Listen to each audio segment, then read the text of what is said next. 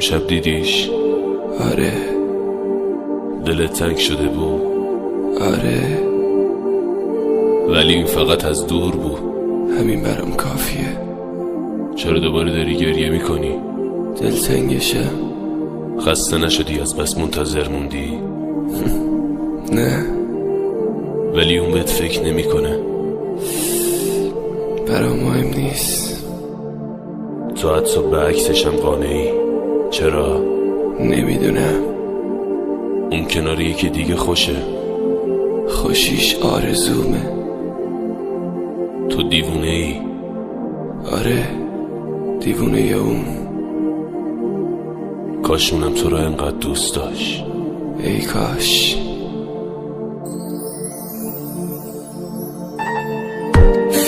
صدا تو بیار پایین، دیوونه میشم فقط همین. تو بله تو بگو، من درد میکشم رو خاک سرد زمین.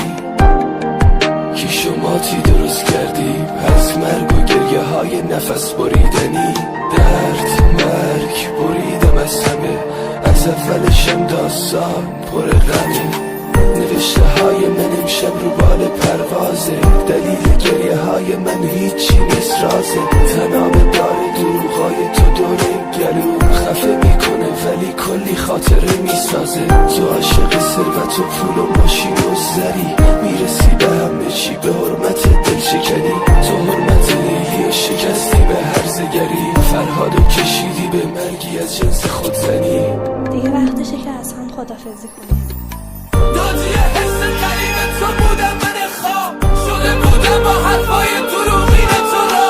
گرفتار عادت سنگین مست شدنم، به یاد چشای تو از همه چی میگذرم. اون غروب سنگین نبودن دیرم کرد، آشیونم خراب در به درم پیجم کرد. از تمام اون روزا یه خاطره مون به دلم، تو که رفتی لعنتی بعد تو کجا برم. این بار آخره که اسم تو عشق میکنم، دیوونه بار از نبوده تو نفس میبرم. کم کمک دیوونه یه عکسای رنگیت میشم، دل خلاب هستم افسرده و پیر میشم. توی خاطرات تو فقط قدم میزنم، تا جایی که بتونم نفس میزنم.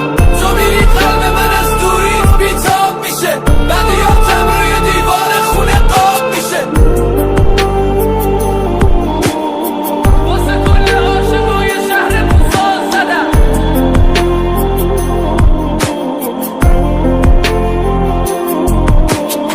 بعد تو گلوی من پاره میشه میدونم.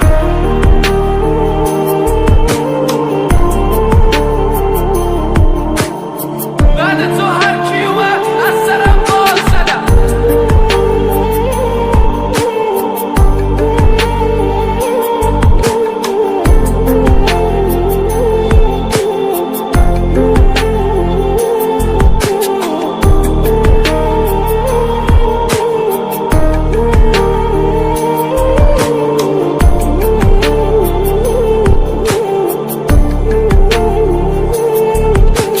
Sen ayrıl beni hiç ayrılma, sen gitme sensiz duramam.